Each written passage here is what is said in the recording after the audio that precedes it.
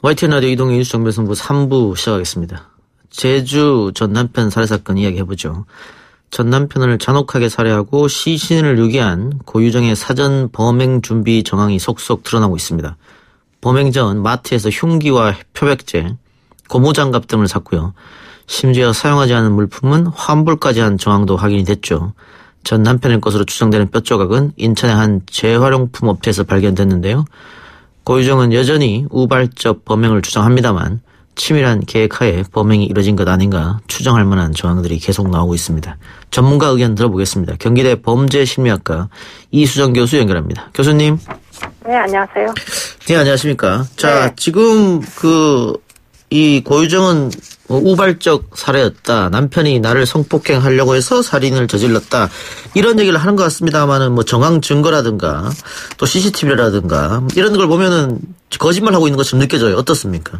네, 기망하려고 하는 그 주장으로 보이고요. 예. 지금 성폭행의 그 어떤 증거도 객관적으로 입증된 게 전혀 없다 보니까 예. 아마도 우발적인 살인이다로 몰고 가기 위한 사전 계획이었던 것 같습니다. 예.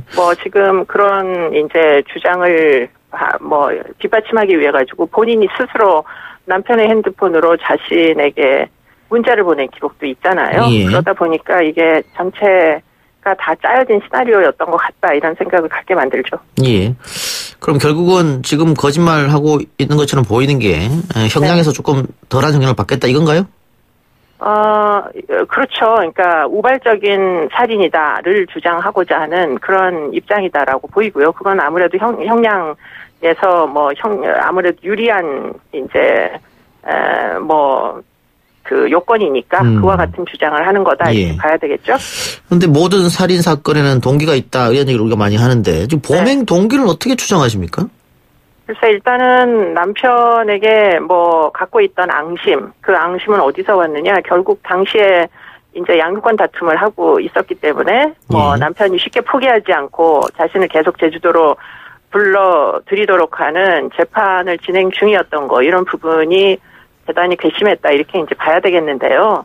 그런데 그런 이제 그 차원의 이해로는 충분하지가 않습니다. 그렇죠. 예. 네, 자신이 정말 아이에 대하여 애착이 있었으면은 아이를 본인이 키웠겠죠. 근데 그것도 아니고 제주도에다 따로 띄워놓고 자기는 이제 육지로 가서 생활을 했잖아요. 예. 그 입은 개가를 했습니다. 그렇기 때문에 지금 그런 차원에서 보면 아이에 대한 본인의 이제 주장, 보호권을 주장할 수 있는 입장은 아니었던 것 같은데, 그럼에도 불구하고 지금 그 분쟁이, 법적인 분쟁이 직접적인 살인사건의 직접적인 이유가 된 것 같긴 한데, 그런데 일반적이지 않기 때문에 지금 그런 일반적이지 않은 부분에 대해서는 이제 고유정의 개인적인 특성, 성격적인 문제, 이런 것들이 아마, 고려가 돼야 될 것으로 추정이 되고요. 성격적인 문제로 추정하자면 아마도 성격적인 취약함 예를 들자면 경계선 성격장애나 정서가 굉장히 불안정했다고 알려지고 있어서 그런 이제 특이성들을 추정할 수 있겠습니다. 그러니까 양육권 다툼만으로 이런 끔찍한 범죄를 저질렀다. 이건 상식적으로 좀 이해가 안 가는 부분이고요. 그렇죠.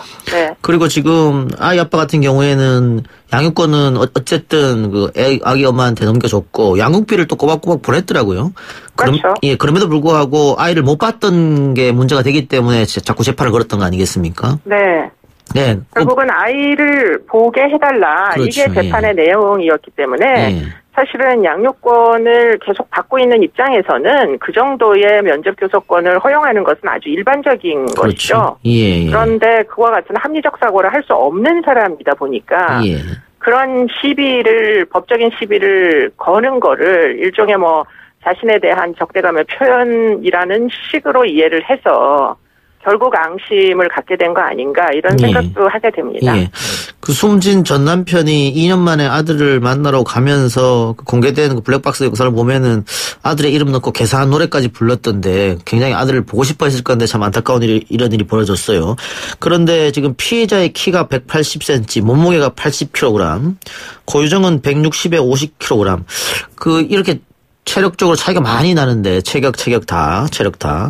과연 혼자서 저지를 수 있었겠느냐, 공범이 있는 거 아니냐 이런 얘기도 나오더라고요. 어떻게 보십니까? 근데 공범이 있은 증거는 그 어디에서도 찾기가 지금 어려워서 예. 뭐 그 펜션에 들락날락하는 CCTV도 존재하기 때문에 예. 그런 이제 개연성은 좀 낮아 보이고요. 예.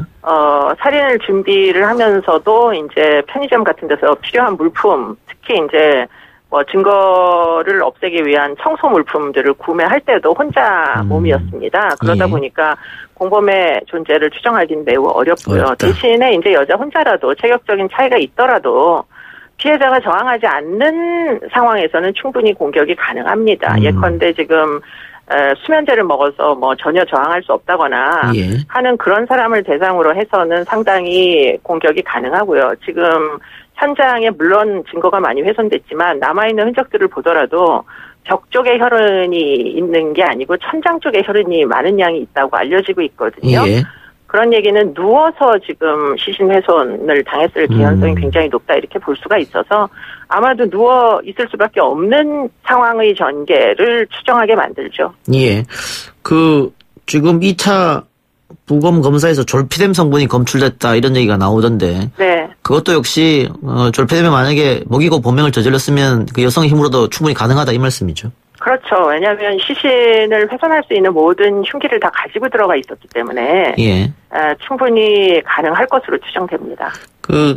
졸피뎀이라는 수면제가 어떻게 약 성분이 굉장히 효과가 있는 겁니까? 자른 데 있어서 어떻습니까? 처방을 받아서 구매하는 것으로 알려져 있고요. 향정신적 의약품이기 때문에 나름대로 효력은 충분하다고 보입니다. 예. 예, 그리고 이게 계획 범죄라는 것은 종량제 봉투 30장을 구입했다. 이것만 봐도 이제 알 수 있는 건데 종량제 봉투 30장을 구입했다는 것은 이미 살해 후 사체를 유기하겠다 이렇게 마음 먹었는 게 아닌가 이런 추정도 가능합니다. 네, 종량제 봉투뿐만 아니라 지금 이제 청소할 락스 같은 것들 다 구매를 했거든요. 예. 그렇기 때문에 그런 이제 화학약품들을 구매를 한 이유는 지금 사건 이후에 본인이 이제 범죄를 저지르고 난 이후에 현장을 상상을 했기 때문에 그렇기 때문에 그런 종류의 용품들을 구매를 한 것이기 때문에 상당 부분 계획을 했다. 심지어는 시신의 유기 방식이나 시신을 유기하는 경로까지 다 계획했던 거 아니냐. 이렇게 이제 추정이 되죠. 예. 무인 펜션을 이용한 것도 역시 계획범죄다. 이렇게 볼 수 있겠고요. 그렇죠. 예. 네. 그런데 지금, 여러 언론에서 경찰이 초동 수사에 미진했다. 이런 얘기가 많던데 그건 어떤 얘기입니까?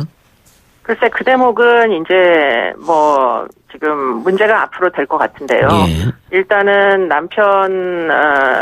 전 남편이 실종이 됐다라고 신고를 한 이후에 예. 지금 이 피의자가 제주도를 떠나게 됩니다. 그 다음 날. 예. 그렇기 때문에 실종 당일 날 이제 조금만 조사를 해봤으면 핸드폰 문자 기록이나 이런 것들을 조금이라도 좀 알 수가 있었으면은 예. 그러면 지금 이 아이 엄마와 만났다는 사실을 알 수가 있었을 텐데 그리고는 심지어는 의심은 있었던 것 같아요. 그래서 실종이 됐다는 신고를 받은 경찰이 지금 고유정에게 전화 통화를 한 그런 내용들이 확인이 되고 있습니다. 예. 당시에는 고유정이 제주도에 있을 때죠.